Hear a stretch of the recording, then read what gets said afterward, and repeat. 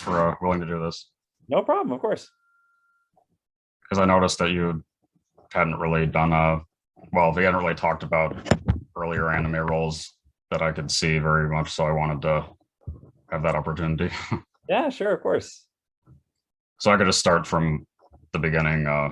How did you get into pursuing acting or anything?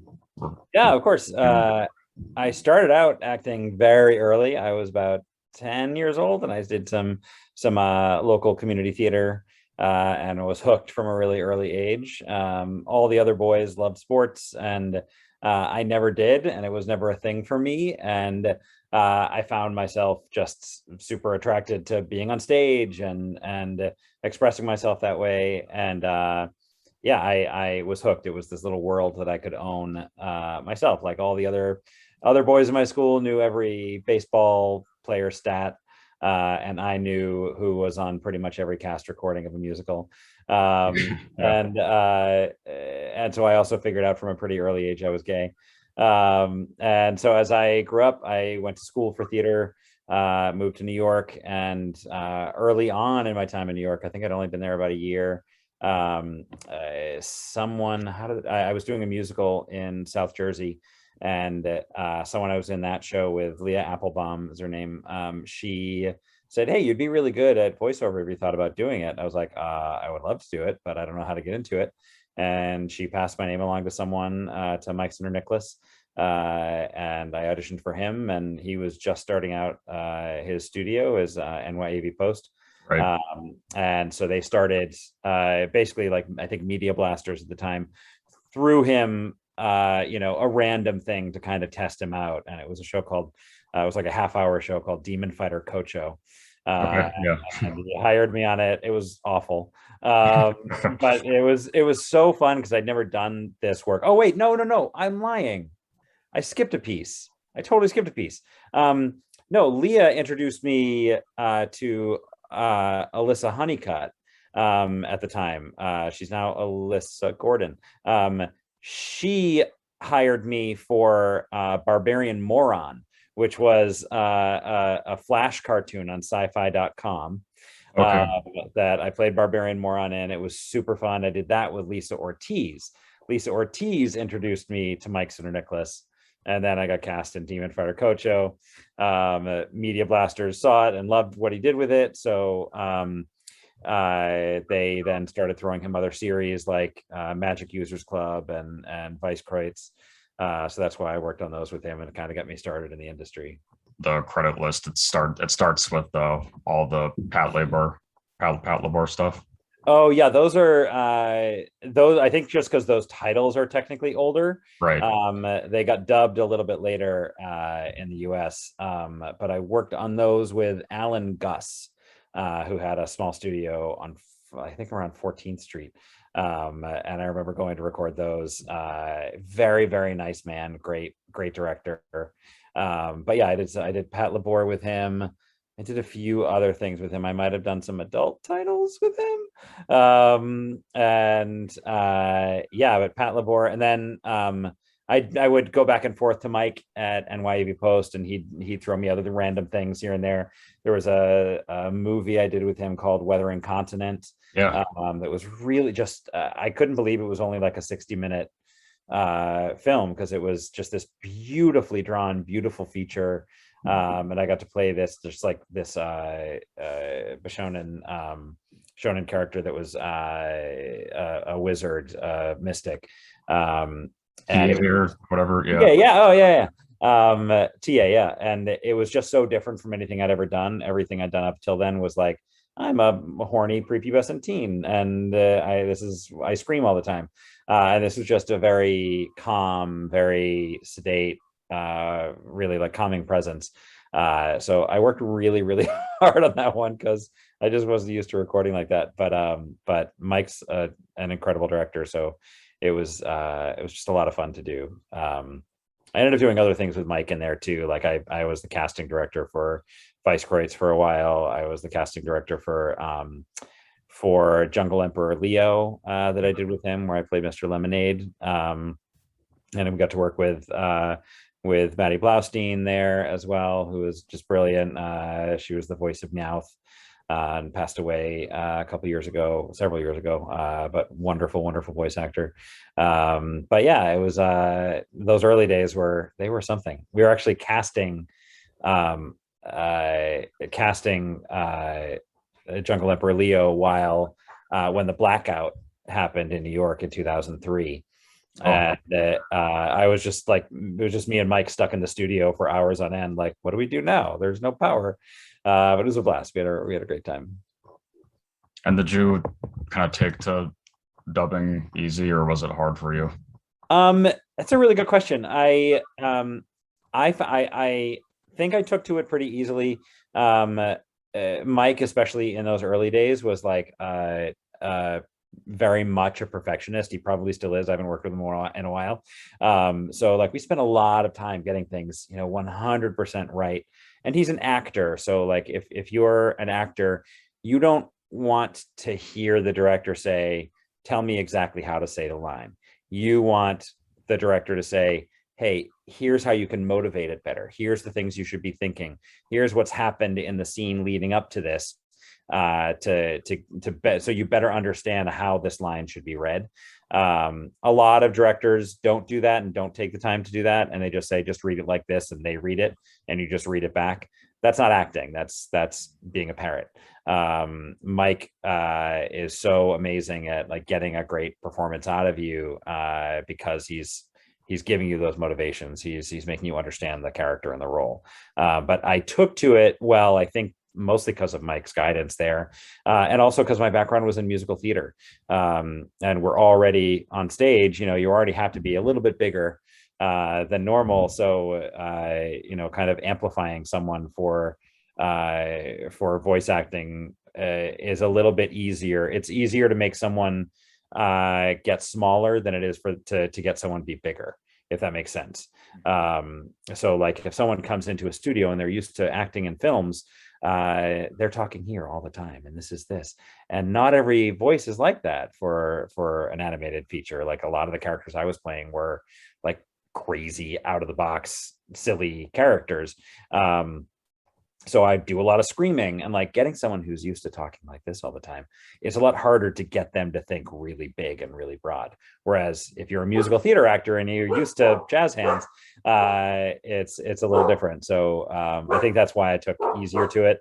And Mike would usually call on me to help cast things. Dogs, come on. Mike would usually call on me to help cast things because I had a lot of musical theater friends who, like I said, just took a little more easily to it. Right. And I guess your role in Weather Incontinent would have been one of the first examples where it really was a more serious acting anime.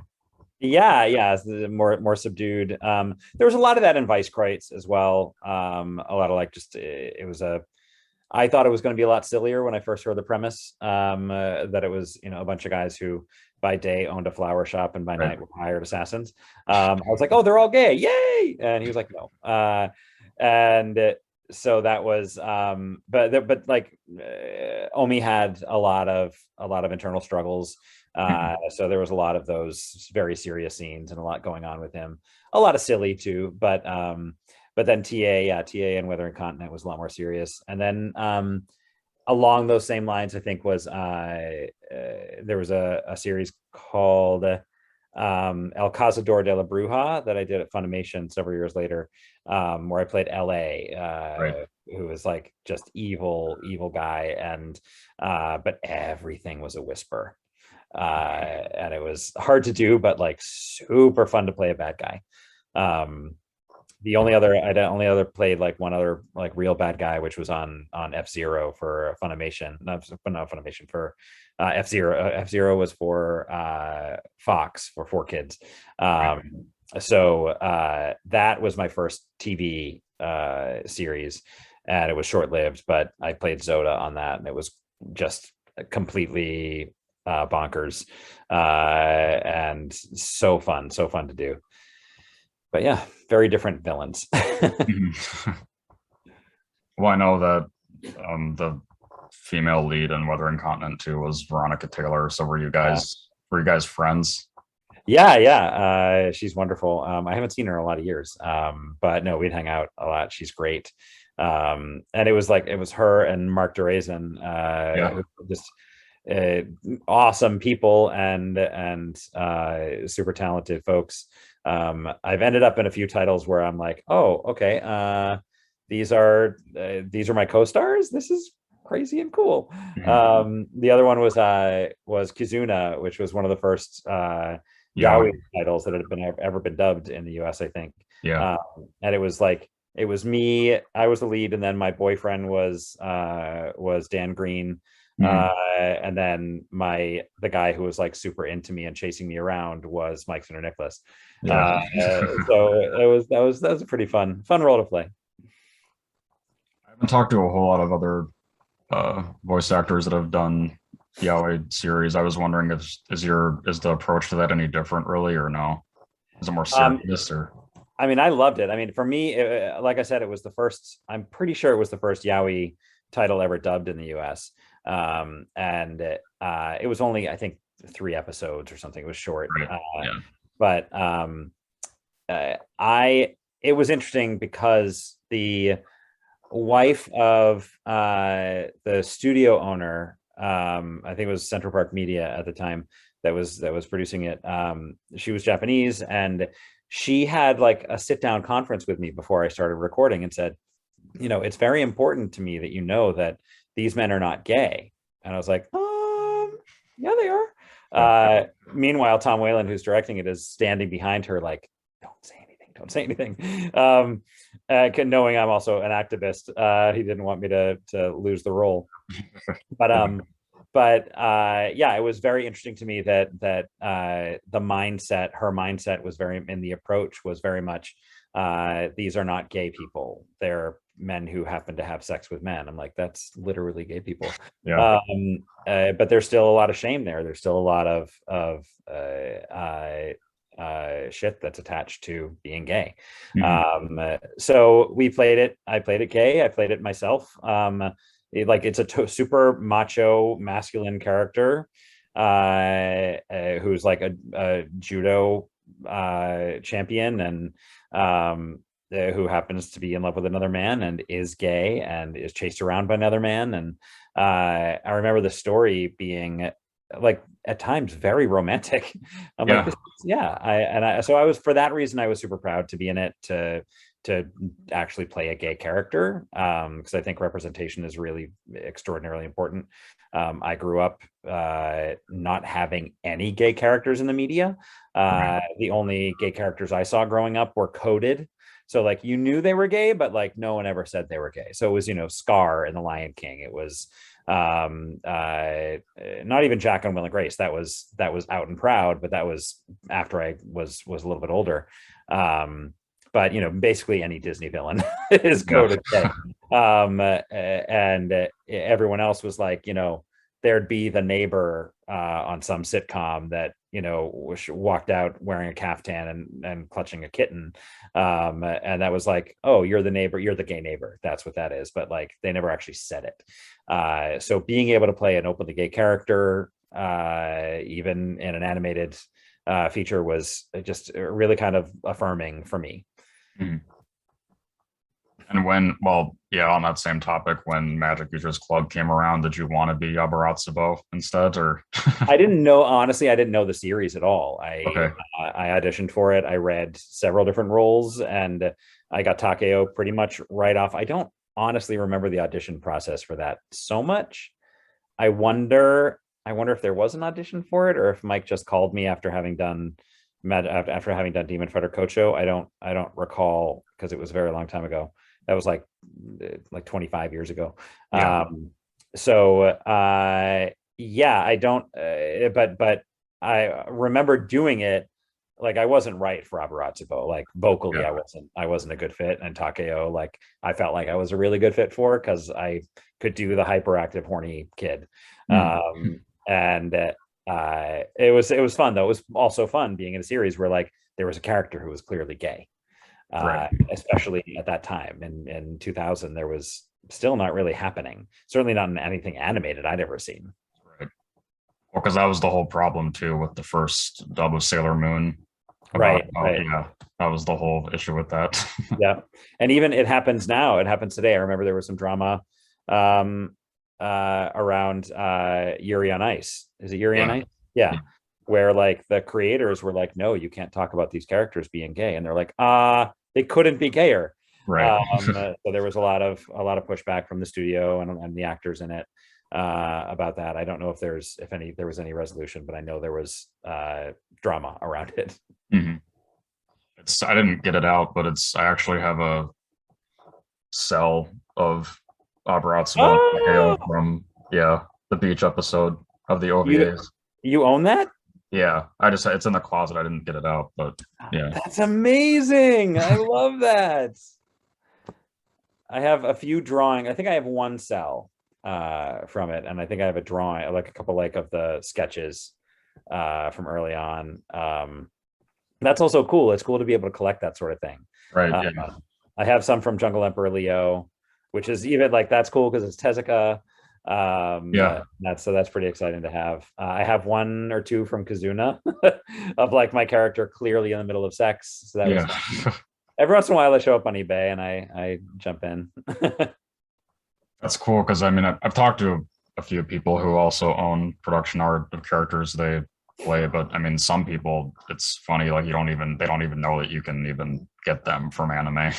Yeah, I mean, well, so much of the new stuff too. They don't. It's all computer animated. Yeah, Like the second season of, or yeah, the second season of Magic Users Club was all Ron. computer Yeah, animated. So, yeah, who else in that show? I didn't really know. Like when you're doing these shows, you don't necessarily meet these people very often. I became friends later on with Karen. Well, I think she's Karen Manuel. So and there was a show called Viva Pinata that I did that was based on a Xbox game hmm, uh, at Four Kids, and I played one head of a two-headed snake yeah. Pinata, and I had never met the woman who played the other half, like my twin sister, basically. Oh, yeah. And then at some point, I'm talking to a friend of mine I went to college with, and she goes, my sister-in-law was on that show Viva Pinata with you. I was like, oh no, wait, who did she play? She goes, she was the other half of your snake. I was like, are you what, really? And so she introduced me. I had never actually met her. So we're in the booth alone. We're only working with the director on the other side. So most of the actors I've met are people at Four Kids, at least. Like there were a lot of things going on at the same time. So you'd meet someone in the hallways and get introduced, or you'd meet each other at cons. And that was pretty much it. Hmm. And well, I know that uh, outside of another Mike Pollock was in Magic Users Club too, and obviously he's really big now. Yeah, he's a sweetheart. We chat frequently online, and there's a con we used to both go to or had he been? Yeah, I think he's been to the one in South Jersey called Katori Con. It was like this little tiny con at a community college, and I'd been there I think they were open for 10 years, and I think I was there for every year of their con, and it grew from basically me being in a college classroom with like their anime club of 20 people to like several thousand kids. Yeah. And they just had their last one last year. So they decided to discontinue it. But yeah, Mike went to several of those with me, along with like Michelle and Damon, that whole crew. A lot of the Pokemon crew went. So very fun. Some other kind of, well, it would have been after, but yeah, I mean, you got to play the main character in a World of Narue. Oh yeah. Oh, that was super fun. I forgot about that. Yeah, Narue, Michelle Knotts was in that. I think that was Michelle's first thing. I think she won the role in a contest. They used to at New York Comic Con, maybe, or New York Anime Fest. Yeah, New York Anime Fest. They had this like Who Wants to Be a Voice Actor contest, and Michelle won it. And I think she won that role in World of Narue on it. I might be mistaken about that, but that was like one of her first roles. But yeah, Tom Whalen directed that. We recorded it somewhere in the middle of Ass End, Brooklyn, It was very hard to get to. And yeah, I love that character. He was so fun. Kasaku, uh, Kazuto. Azuto.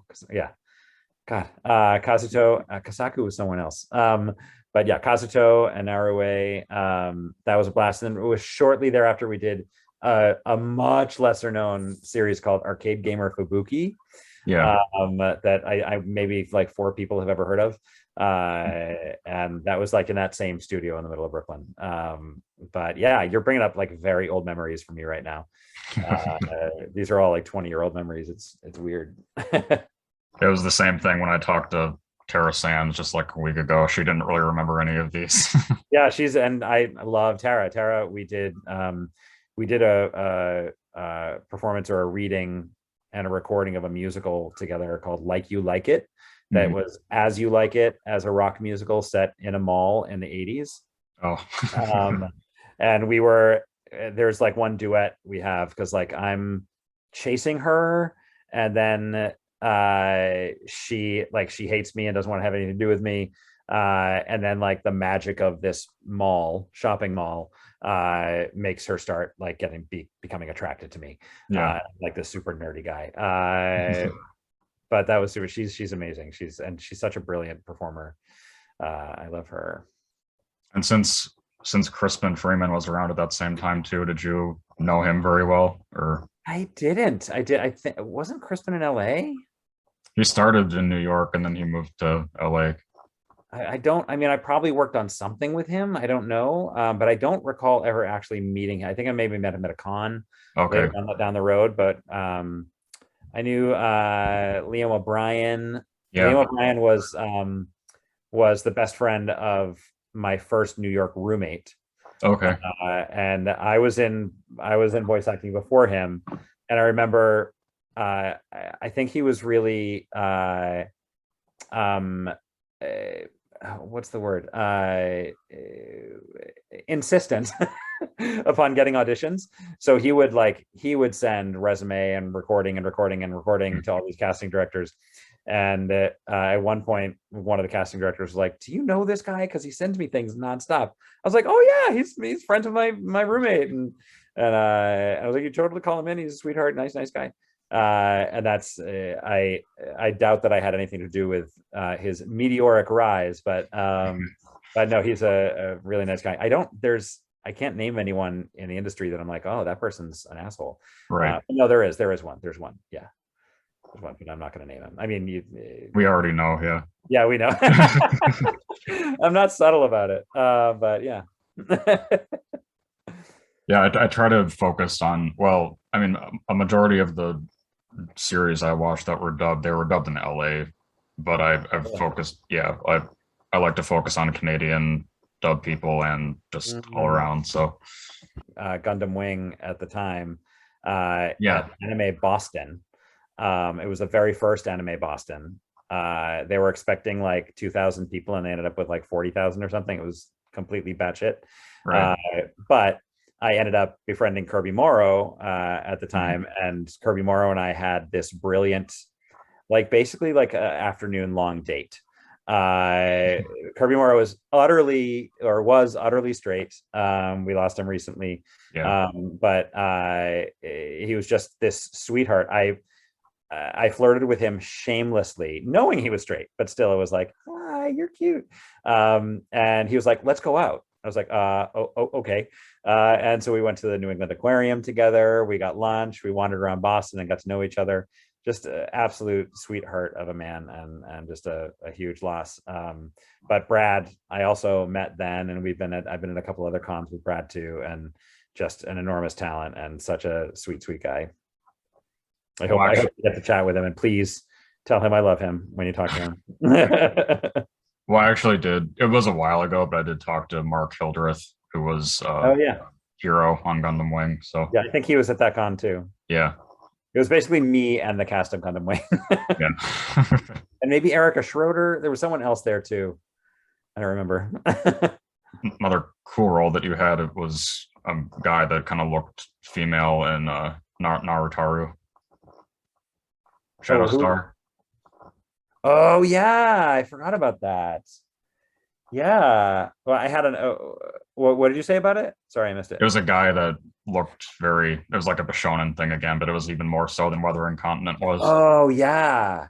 And they actually like they didn't know if it was a boy or a girl Yeah, in the series. Yeah, I loved playing that. I remember that. It was short-lived. I remember. I think I did that was when I was doing Dragon Kings, Legend of the Dragon King or something. I played a bad guy in that too, but it was like I think we were recording those at the same time. I think that was Alan Gus as well. They were all like random Central Park Media titles, I think. They might have been Media Blasters, who knows? All kind of melts together after so long. But yeah, Shadowstar Narutaru. yeah. Wow, you are dragging them out. They always ask us at cons, and I haven't been to one in a while, but like you get on stage like, okay, so name a couple roles from your resume, and I'm like, I have to like open Wikipedia to actually remember some of them. I'm sure it had to be fun being in Beck. Oh, that was a blast. It was again like super long ago, but I had to be in Dallas for like 3 days or 4 days to record it, and it's all like rock singing. Yeah, I'm not a rock singer. I'm a singer, like Broadway style, like I can belt out a show tune, but like rock singing is a very different kind of singing and harder to do in a lot of ways. And the people who are rock singers have done it for years, and they know how to do it without destroying their vocal cords. yeah. I do not. So by the end of 3 days, I was like on vocal rest for a week. I couldn't even speak because it's all like that scream singing. It was a lot. But super fun, and I love that team down there, the Funimation team. I think Chris Bevins directed that. He's in LA now. Yeah, yeah. I haven't talked to him in years either. But yeah, I loved working that. I think was Tatum in that. Tatum was in the studio at the time. I don't think he was directing yet, but that's when I first developed my little crush on Michael Tatum too. But Anime News Network. Let's see, what else do they have here? What has non-anime roles? Oh, the video game stuff. Huntik is an anime. I guess not. That's Italian. I think it was made in Italy. Wow, yeah, this is definitely more complete and Right. not wrong. Not wrong. Yeah, you're right. Some things I don't remember. Ricky O. What's Ricky O? Oh, I was going to ask about that. Oh, that was Mike. That was NYAV. That's a really dark, cool, like brutal martial arts. Yeah, I hardly remember that. Oh, I did another thing with him too. It was this. It was a movie. It was a dub for a live action movie that was also it was a dub for a live action movie that was also an anime.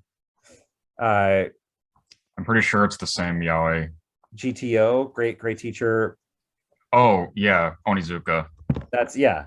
So yeah, I did the live action GTO and got my ass kicked nonstop in that. And that was fun. That was the only live action one I'd ever done. Okay. So that was fun. Okay, what is this? Hold on. I'm actually a really, really big fan of the Shadow Hearts series. So that was another thing that I was excited to. Oh, Shadow Hearts. That was super fun. I did it in a really crappy studio. It was kind of a terrible recording process. I think that was Taj. And it took me like a year to get paid for it, but Well, but it was super fun to do. That was super fun to record, and my nibbling at the time was super into Shadow Hearts, or she's super into PlayStation games. So I was like, hey, I got you a PlayStation game, and they were like, I hear you in person too much. I don't need to hear you in my video games. yeah. But I think I have it somewhere. I don't. Do we have a PlayStation? No, we have an Xbox and a Switch, but we don't have a PlayStation. So I never played it myself. Well, I was gonna ask, like, what did you think about the other, like, who Johnny really ended up being, like the awakened form? Do you remember, like, what I'm talking about, or no? I really wish I did. Okay. Because I just recorded the lines and got out of there as soon as I possibly could, because it was such a miserable experience. Oh, okay. So I don't remember the storyline at all. And it's also like it's easier to keep track of a storyline in a series or a movie than it is in a video game, because you're recording like a choose your own adventure book, basically. Yeah. So you're recording every possible scenario. So it's very hard to keep track of where you're going with it. Mhm. You know? But I know I have no idea what happened there. Okay. And were you because I know Sean Schemmel was in New York at that time too. Were you interacting with him much? Yes, I interacted with Sean Schimmel. Did he like direct you on anything ever? Or? Yes, he did. What did he direct me in? Samurai Deeper Kyo. Oh yeah, you were in that. That's a really cool show. Yeah, I think it was on like the second DVD. It was I played this like evil puppet master.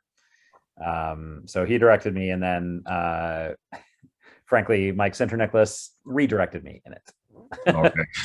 So I recorded that one twice. But yeah. And I did want to bring up your character in L of Cazador, because that's actually a really cool show and cool character. And I would guess that would have to be maybe like the darkest headspace you've gotten for anime role. Oh, by far, yeah, that was out there. I mean, honestly, Zoda was pretty dark too, because like Zoda was just a villain, like a dark villain. But LA was, yeah, it was dark. It was like just psychologically mind fuck in so many ways. And to go to those places and just how dark it was, and the storyline was dark. And not a lot of people know El Cazador until you say like, oh, it's by the same people who did Noir, and they know that, and they know Girls with Gun shows. But this was just a little different. This was just, it felt darker than most. But I liked that about it. I liked that playing villains are boring if you're just a bad guy. Right. Playing a villain with a real backstory, with an arc, with a storyline you get to watch unfold, where at some points during their story you actually have a little compassion for them. That's far more interesting to me than like, oh, you're the asshole. That's too one-dimensional. That's boring. Whereas like, you know, playing in LA, playing even a Zoda, like even though like you don't get to dig in too much, you do see some backstory. It gives you something to work with. It gives you a character to create. 100 years ago, I played Judd in Oklahoma. Judd's the bad guy in Oklahoma, and I loved playing him because like I got to actually explore who he was and like what made him this brooding mystery of a human being. And in the musical, they don't dive too much into it, but like you can do certain things with a role if you do some research, if you do some creating, and be creative. You can make it a little more, you know, 2 or 3 dimensional as you're building it. LA luckily was written pretty like really strongly, so I felt like I could dive into who he was all about. Well, even like, and the spoiler, but like even the way he dies too, it's pretty kind of sad. Yeah, no, you're like, oh, I kind of liked him. Why did I like him? He was a like absolute nightmare. But yeah, no, I agree, and that makes it more interesting for the actor to play something that has more than one dimension. And regarding Pokemon, do you have more of an attachment with Trip or with Barry? Barry, definitely. Got it out. No, I love my Barry. I'm very territorial about Barry. And that was my first big Pokemon role. I'd done a few smaller roles over the course of the years, but at 4 Kids as well. But Barry, like I just loved him. Like, who doesn't love him? He's just a lunatic and sweet and funny. And like the thing I like about Barry is that he can be reasoned with. He went from being, you know, I'm gonna find you, and you know, I'm gonna be your rival, to like, oh wait, no, I actually like you, you're cool. and I'll be your friend, and I'll be your biggest supporter. Mhm. So I actually find it funny. I think I just every once in a while I get on eBay and I find Pokemon cards because these are what I like bring to cons and Yeah. sign or I like send to fans if they write me. But I just love that Barry's card actually says supporter and rival on it. Yeah. I love that. And so yeah, I love Barry. Trip was a little bit more one dimensional, a little boring, not written like as well as Barry. He was just like, I'm a jerk and I don't care what you think. And yeah, I just could sink my teeth into Barry a lot more easily and have a lot more fun with him. And from what I was told, based on what I was doing with the dub, they actually were building Barry into a lot more episodes in Japan. Oh, Uh, okay. so that was super fun. And so I liked taking part in that. I just loved his character, and I still do. Yeah, Trip was fun, but not as fun. Certainly not as fun as Barry. And is it accurate the only Pokemon you got to do was Grumpig? Yeah, I think so. I think Grumpig was the only Pokemon I played. I think so. Yeah, I played early on. I played this doctor Hal, I think was his name, who was like a Trapinch and Vibrava expert, like 100 years ago. And then I played Tommy Grimm, who was Timmy Grimm's dad, or it might have been I was Timmy Grimm and Tommy was the kid. I don't remember, but Tommy was the Phantom Pokemon trainer, and I Okay. was his dad. His mom hated that he liked to go dress up and would like Oh, hide his costume and everything. And his dad was always like, "Here, take your costume. Don't tell your mom I said it's okay." yeah. So I was like the cool dad who was basically encouraging his kid to dress up and be weird. So I love it. Did you? That's the kind of dad I am now. Yeah. In fact, I take it a little farther. Like no one's disapproving of my kid dressing up in any way. Now it's me basically like pushing costumes on my kid. I'm like, no, wear a costume. Even though he's like completely uninterested in anything that I'm trying to push on him. Yeah. But he's 3. 3-year-olds aren't interested in anything that they are not completely interested in and didn't pick themselves. So Right. Yeah. Well, I was just gonna ask, did you want to do more actual Pokemon? Like what? yeah, Yeah. yeah, absolutely. I left the city right as like Trip was winding down. I moved to DC, so I kind of like inadvertently retired because you can't. People have home studios and everything now, and like I'll send in an audition once in a while for things. I'll go up here and there and jump in the studio and do something if something comes up. But like during the pandemic, there's just been no opportunities for that. I went up, I think I want to say like the fall of 2019, and there was like a English as a second language video that NYAV had done. I want to say it was like I think it was Korean, where I was like car or something. It was like very preschool ish. Oh, And I don't even know what it's called or where it is. I did some Huntic later on in the past couple of years.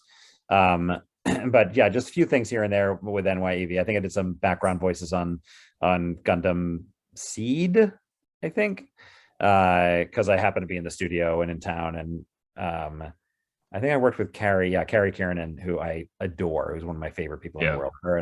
Her and Stephanie Shea are just two of my favorite humans on Earth. So yeah, That was Gundam Unicorn. Gundam Unicorn. Yeah. I worked on a show called Gundam Unicorn, and you're telling me now. Colleen Clinkenbeard coined the term ego surfing, which is yeah, there it is, Gundam Unicorn on IMDb, no less. Yeah, so she, whenever you like Google your own name to see what shows up, that's called ego surfing, which I'm guilty of. The old school, like late 90s, early 2000s voice actors, those are the Yeah. ones I know because those are the ones I was working with and at cons with for the most part. Yeah. And so that was, Monica and most of them are the new school as well. Like they've stayed with it. Right. But like the folks I hung out with were like the Ayers brothers and Monica, Chris Bevins, Chris Sabat, Tatum, Right. that Yeah. crew. Yeah, it was I mean the Texas crew anyway. Colleen Clinkenbeard. Yeah, it was, and Clarion Harp was down there then. But yeah, that's, and so there's like a bunch of people who are voice actors now who I'm like, I don't know you at all. Right. But that's, I mean, they don't know me either, and that's all right because I haven't really been performing in a long time. Yeah, I guess. Well, one of the way that I end every interview I do is asking, "What do you want your legacy to be?" Oh, that's a really cool question. Legacy. I want my legacy to be that in whatever small way I could, that I created a better place for my kid to grow up in. Okay. That's number one priority, and more generally, created a better place for LGBT kids to live in the world and walk in the world. Or if there's like something you want people to take away from your performances and like anime specifically. Oh, from anime specifically or performances, just that that representation matters and Yeah. is very, very important, and that try your hardest to do what you want to do. And if you can imagine doing anything other than acting, do it. Because it's too hard a space to try to create a career in. And it's okay to be a fan. It's okay. You don't like, I've been out of musical theater now for 10 years, 12 years. And I am loving just being a fan and not having to count on it to be my bread and butter. Right. And like just buying tickets to shows and loving it and enjoying performances. That's all right. That's okay. You don't have to do it just because you love it sometimes. Yeah. So there's my long, short answer. Yeah, I actually, I know that the first thing that I heard of your voice was in the Shadow Hearts game, because I remember that's when it came out, I think when I was in 4th grade. Oh my God.